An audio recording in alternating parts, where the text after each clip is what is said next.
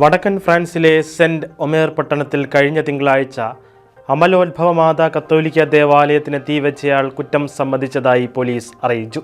വിവിധ കുറ്റകൃത്യങ്ങൾക്ക് 25 തവണ ശിക്ഷിക്കപ്പെട്ടിട്ടുള്ള ഇയാൾ തീവ്ര ഇടതുപക്ഷ ഇസ്ലാമിക ക്രൈസ്തവ വിരുദ്ധ പ്രവൃത്തികൾക്ക് പോലീസിന്റെ നോട്ടപ്പുള്ളിയായിരുന്നു. ഇസ്ലാമിക് സ്റ്റേറ്റ് അനുഭാവിയാണ് പ്രതിയെന്നും മാധ്യമങ്ങൾ റിപ്പോർട്ട് ചെയ്തിട്ടുണ്ട്.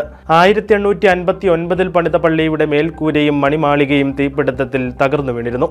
സംഭവം നടന്ന ദിനം തന്നെ പ്രതിയെ പോലീസ് കസ്റ്റഡിയിലെടുത്തിരുന്നു. 39 വയസ്സുള്ള പ്രതി പോലീസിന്റെ നോട്ടപ്പുള്ളി ലിസ്റ്റിലുണ്ടായിരുന്ന വ്യക്തിയായിരുന്നുവെന്ന് Saint Omer public prosecutor Mehdi Ben Bouzid പറഞ്ഞു. ഇതിനോടകം 15 പള്ളികൾ കത്തിക്കാൻ പ്രതി ശ്രമിച്ചിട്ടുണ്ടെന്നാണ് റിപ്പോർട്ട്. ഫ്രാൻസിലെ ആഭ്യന്തര മന്ത്രാലയത്തിന്റെ കണക്കനുസരിച്ച് 2023 ഫ്രാൻസിൽ മാത്രം ക്രൈസ്തവർക്കും സ്ഥാപനങ്ങൾക്കുമെതിരെ 1000-ഓളം ആക്രമണങ്ങൾ നടന്നു. ഇതിൽ 90% ദേവാലയങ്ങൾക്കും സെമിത്തേരികൾക്കും നേരെയായിരുന്നു.